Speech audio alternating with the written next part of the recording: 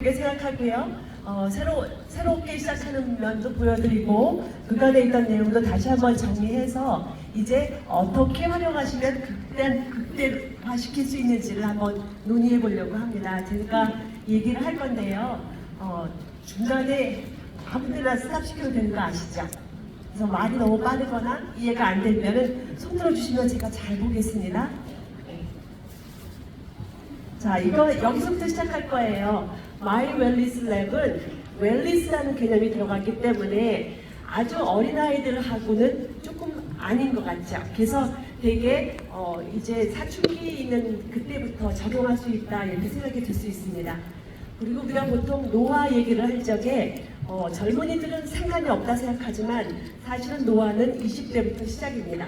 그렇기 때문에 이것은 사춘기 이후부터 줄곧 사용될 수 있는 것이다 라는 것이고요. 그 다음에 언제까지? 라고 얘기하면 건강을 유지하고 싶은 사람은 누구나 이렇게 얘기할 수 있겠습니다.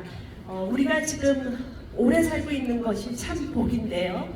그 복이 한편으로 근심이 되기도 합니다. 왜냐하면 마지막 연도가 건강하지 못하기 때문인 거죠. 그래서 이때 건강하지 못하다라는 것은 뭔가 불편하다라는 것을 포함하게 되어 있습니다. 그래서 보시면은 여자가 남자보다 오래 살아요. 그런데 여자가 남자보다 더 아픈 기간도 깁니다. 그래서 이거는 아마도 나중에 우리가 그 에스트로겐을 가지고 있는데 여자들은 그것 때문에 건강하다가 폐경기가 되고 나면은 갑자기 에스트로겐 효과가 떨어지기 때문에 갑자기 건강이 나빠지는 것도 있고요. 남성들은 젊어서부터 나쁜 짓을 좀 많이 하시잖아요. 그래서 벌 받으신 건데 다행히 축복된 것은 나중에 이 건강이 나빠지는 속도는 좀 둔화되는 것 같습니다. 그래서 마지막에는 이퀄하게 되는데요. 이럴 때 그러면 이렇게 나이가 들어서 마지막이 힘든데 무엇이 문제야? 라고 얘기하면은 여기 보시면은 많이 들어본 질병명이 보이시죠? 무섭습니까? 그렇진 않아요. 저게 죽을 병은 아니거든요. 그렇지만 불편하십니까? 그럼 맞습니다. 그런데 지금 또 이 불편한 거가 하나가 정도라면은 우리가 그거를 관리하기가 더 쉬워요. 타겟할 수 있기 때문에. 근데 이제 문제는 뭐냐면 이 만성질환은 누구나 한 65세가 넘어지면 90%가 하나 이상은 가지고 있는 것인데 더 문제는 하나가 아니라 2개, 3개, 4개 이렇게 많이 가지고 있다는 것입니다. 그렇기 때문에 타겟하기도 어려워요. 도대체 뭐를 가지고 관리해야 될지 라는 것이죠. 그래서 이런 것이 어렵다는 문제가 저희가 있는 것인데요. 그러면 우리가 건강 노화를 한다 하면 우선 만성질환을 잘 관리해야지 라는 것입니다. 그럼 다음 질문은 뭐가 될까요? 관리할 수 있을까? 이렇게 되는 것이에요. 여기 보시면은 지금 커브가 2가지가 나와 있는데 위에 커브가 하나 있고 밑에 커브가 있죠. 그래서 여기 보시면은 여기는 나이입니다. 20대부터 80대까지가 있는 것이고요. 그 다음에 Y축을 보시면은 건강의 기능이 좋은 것을 건강의 기능이 최고에서부터 그 다음에 노쇠해져서 잘 움직이지 못하는 것부터 그러다가는 마지막에는 너무 나빠져서 움직일 수도 없게 되는 것, 장애라고 얘기합니다. 그래서 어떤 사람은 그냥 노쇠해가면서 생애를 마치는 경우도 있고 어떤 사람은 빨리 노쇠해서 나중에는 움직이지 못하다가 그렇게 생애를 마치는 경우가 있는데 우리가 원하는 것은 무엇일까 하는 거예요. 그래서 여기 한번 비교를 해보시면요. 똑같은 점입니다. 똑같은 노쇠의 정도인데 어떤 분은 노화 속도가 느리게 간 사람들은 70대, 80대가 돼서야 저 점에 이르는데 만약에 이 노화 속도가 너무 빠른 사람들은 40대가 돼서도 이 점에 이른다고 얘기할 수 있죠. 그래서 우리는 이걸 뭐라 그러냐면 40대 같은 80대 어느 쪽일까요? 왼쪽 오른쪽? 40대 같은 80대 그렇죠? 여기는 뭐겠어요? 80대 같은 40대 이렇게 얘기할 수 있습니다. 그래서 이건 너무 쉬운 얘기라서 이게 사람마다 다 다르구나 하는 것이기 때문에 이게 왜 다른가라는 연구가 무척 많이 있었습니다. 그 결과는 뭐냐면 얼마나 잘 먹느냐, 얼마나 잘 움직이느냐, 잘 자느냐 이 3가지 삼박자가 매우 중요하다. 그래서 이 생활 습관을 올바르게 잘 설명시키면 우리는 건강할 수 있다. 즉 나이가 드는 건 어쩔 수 없어요. 하지만 이 노화 속도를 줄이는 것은 가능하다. 이런 질문이 답변이 나왔습니다. 그래서 저희가 이제 노화 속도를 관리하는 것이 중요하다는 것이 저희가 가지고 있는 큰 숙제라고 할 수가 있겠습니다. 그런데 아까 이제 그 만성질환이 어떤 사람은 하나, 둘, 셋 다 틀리기 때문에 타겟하기도 어렵다고 얘기했거든요. 그 이유는 뭐냐면 사람들은 생활 환경이나 유전이나 식습관이나 모든 것이 다 다르기 때문에 당연히 나오는 현상이 여러 가지일 수밖에 없다라는 것이죠. 그래서 여기 보시면은 왼쪽에 어떤 남자가 왔습니다. 굉장히 명품 옷을 사러 왔거든요. 근데 저 명품 옷을 입었더니 크게 안 맞는 것이죠. 그러면 저거는 명품 옷이 아니라 몹쓸 옷이 되는 것이죠. 그래서 그거랑 마찬가지로 저희가 아무리 좋은 그러한 광고안이 있더라도 이것이 나한테 맞지 않는다면 쓸모없는 몹쓸 것이 될 수도 있습니다. 그래서 이제 중요한 것은 우리가 건강 노화는 만성질환을 잘 관리해야 되는 것이고 만성질환은 사람마다 다 경우가 다르다. 그러니까 이 경우를 알고 우리가 관리하는 것이 답이다. 이렇게 얘기할 수가 있겠습니다.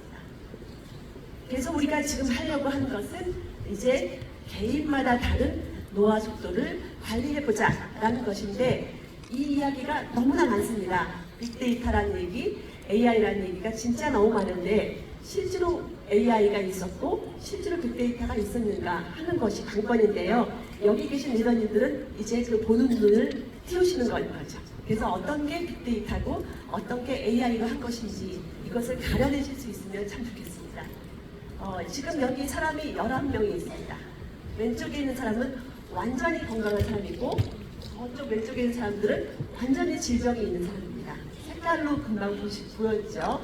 근데 이 중에서 우리가 여기 지금 몇백 명이 앉아있지만 이 중에 나는 어느 색깔이다 하실 수 있습니까? 가장 원하는 거는 오른쪽이겠죠? 왼쪽은 절대로 아니신 거는 맞는데 이 중에 어느 상태인지는 아무도 모른다는 것이죠. 그런데 이거를 아무도 모르게 되면은 과연 우리는 관리를 어떻게 하겠나 하는 겁니다. 그래서 건강은 OX가 아닙니다. 건강은 얼만큼 건강하느냐라는 양적인 표현이 가능해야지만 우리가 관리할 수 있는 것이지 OX로 관리할 수 있는 것이 아닙니다. 이런 개념을 가지고 저희가 우선은 이 건강 스펙트럼 사이에서 내가 어디 있는가를 알게 하고요. 그 다음에 내가 만약에 이 빨간 쪽에 이렇게 서 있었는데 평생 여기 있을까요? 아닌 거죠. 생활 습관을 잘 관리하면 이렇게 해서 초록색으로 갈 수 있다는 것이죠. 그러다가 또 잘못하면 일로 갈 수 있는 것이죠. 그렇기 때문에 이게 우리 건강은 매니지할 수 있다는 것이고 사람이 움직이듯이 건강도 움직입니다. 그래서 이제 움직이는 건강에 대해서 우리가 어떻게 관리하는가 이게 이제 여러 리더님들의 기술이라고 볼 수가 있겠습니다. 제일 먼저는 우리가 건강검진을 매일 받는데요. 매년 받는데 이 건강검진이 그러면 툴일까 하는 것입니다. 그래서 이 건강검진을 받아보면은 저기 몇 장짜리를 받는데 어떤 것을 보실 수 있냐면 내가 빨간불이 몇 개냐 이렇게 보실 수 있습니다. 그렇죠? 그런데 그 다음에 또 옆에는 정보가 매우 많이 있습니다. 그런데 문제는 뭐냐면 이 빨간불은 내 생활습관하고 연결되어 있지 않습니다. 그리고 종합점수가 아니라서 내 건강이 어느 상태인지를 알 수가 없습니다. 왜냐하면은 저 지표는 질병을 골라내기 위해서 만드는 지표이기 때문에 건강을 정량화하는 데는 적합하지 않다는 것이죠. 그 다음에 또 하나 위쪽의 것은 여러 정보를 주고 있는데 저게 나한테 딱 맞지 않습니다. 그래서 피부에 와닿지 않는다는 문제가 있는 거죠. 그래서 우리가 건강검진을 해서 많은 걸 보지만 우리는 마치 까막문처럼 그냥 한번 보고 넣어두는 그런 참고문헌밖에 될 수가 없었습니다. 그래서 이것을 저희가 고민을 많이 하고 있었는데요. 그동안 저희가 과기부에서 연구사업을 많이 했습니다. 그런데 그때 만난 사람이 TNO라고 네덜란드 사람들이었어요. 네덜란드 사람들을 우리가 더치라고 얘기하거든요. 더치는 특색이 뭐냐면 매우 실용적이다라는 것입니다. 근데 저희가 만든 이 더치 사이언티스트들도 이 과학을 굉장히 실용화하는데 앞서고 있었어요. 그래서 저희가 10년 동안 같이 연구를 해서 이제 건강을 정량화해보자라는 생각을 같이 하게 됐습니다. 그래서 만성질환을 다 들춰봤어요. 아까 우리가 많이 10가지 이상의 만성질환을 다 들춰보니까 이것들이 신기하게도 공통적인 특징을 가지고 있었습니다. 그러니까 예를 들면 근육이 저하된다든지 아니면 대사 능력이 떨어진다든지 아니면 산화 스트레스가 너무 높아진다든지 아니면은 우리가 얘기하는 만성염증이라든지 면역이 떨어진다든지 이게 다 어느 질병에서나 공통적으로 나오는 것이었습니다. 그래서 이제 우리는 이 공통적인 것들을 정량화시키면 되겠다라는 것을 가지고 있었습니다. 그래서 우선 저희가 한 5가지를 뽑았는데요. 지금 현재 우리가 이제 금방 사용할 수 있는 것은 3가지입니다. 그래서 이 3가지를 어떻게 사용할 수 있는가 하는 것을 우리가 같이 한번 생각을 해보려고 합니다. 우선 아메이 그러면은 항산화 더블 X 이렇게 얘기하시죠. 그래서 이 항산화는 진짜 중요합니다. 그래서 사람이 나이가 들어가는 것을 설명하는 데 가장 적합한 그런 도구라고 볼 수 있는데요. 여기서 아이가 태어나서부터 나이가 들면서까지 우리는 항산화 스트레스를 매우 많이 받습니다. 어떻게 받습니까? 담배 피는 것, 술 먹는 것, 많이 먹는 것, 운동 안 하는 것. 그렇죠. 그래서 그런 것들이 다 여러 가지로 우리한테 산화 스트레스를 많이 주는 요인이 되고 있는데요. 이 요인들은 한편으로는 좋습니다. 우리 몸을 이렇게 자극해서 잘 사용할 수 있도록 자극을 해주는 게 좋은데 그게 너무나 많이 축적이 되면요. 이 왼쪽에 보시는 것처럼 우리 몸은 저렇게 세포로 되어 있는데요. 세포 안에 세포막을 구성하는 지방도 있고 그 안에 효소를 구성하는 단백질도 있고 그 다음에 핵을 위해서 유전체를 가지고 있는 DNA도 있는데요.